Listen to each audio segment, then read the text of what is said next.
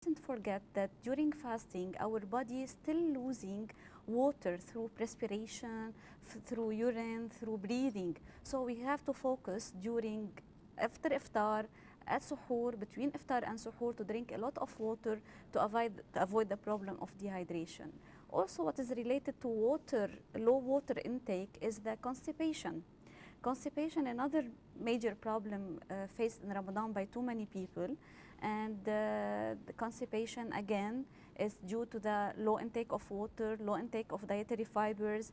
And if we want to reverse this condition, we have to focus on complex carbohydrates, on drinking a lot of water in order to reduce our constipation. And being more active during fasting or after eating, it will help keeping the bowel motion normal as possible.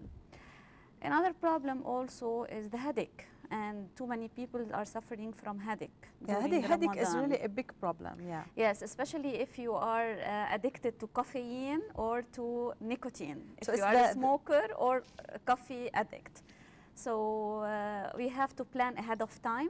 1 week before Ramadan, we have to reduce the amount of cigarettes we are smoking and the amount of coffee we are drinking. We have to train our body, train our mind in order to welcome this holy month and to prepare ourselves for a better and healthier fasting. Headaches also can be out of stress, incomplete rest or insufficient rest. Lack of sleep. Lack of sleep. And all these comes with planning. We have to plan our day and to plan our night in order to get enough sleep, not to be stressed.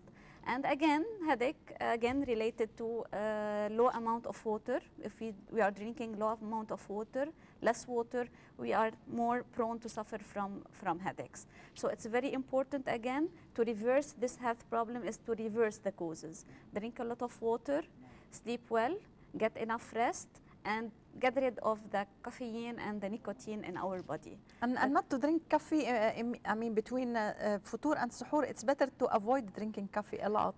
And maybe they can substitute with other drinks like green tea and like chamomile drinks that help people more to relax. Actually, it's better to take Ramadan as a step to get rid of these habits or to reduce them, because some people, especially smokers, they cannot get rid of smoking all of a sudden. So this is an opportunity for them to reduce their smoking habits, the cigarettes they smoke, and again to reduce the amount of caffeine they drink. So now these problems are very common in Ramadan.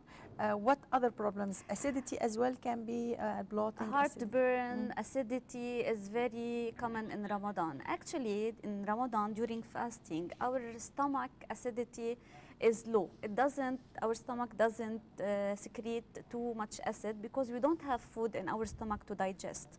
And unfortunately, some people, instead of taking advantage of this issue, they see the food, they smell the food, and this will instruct our brain, or our brain will instruct our stomach to secrete the acid in our stomach. So the acidity, the symptoms of acidity or heartburns, it starts with a pain at the top of the stomach and then irradiating into the chest and the throat. These are the symptoms. And of course, the main causes are eating spicy food, eating fatty food, fried food, having a lot of sweets, carbonated drinks. Coffee also will increase the acidity and the heartburn in our body. So we have again to get rid of this acidity, or to reduce it at least, to control these factors, reduce or avoid the fatty food, avoid the fried food, reduce the amount of coffee, avoid carbonated drinks. These are very important issues and essentials in Ramadan for the fasting people. Well, thanks for the moment, Dr. Alia. We'll go for a short report and come back to continue our discussion. Stay with us.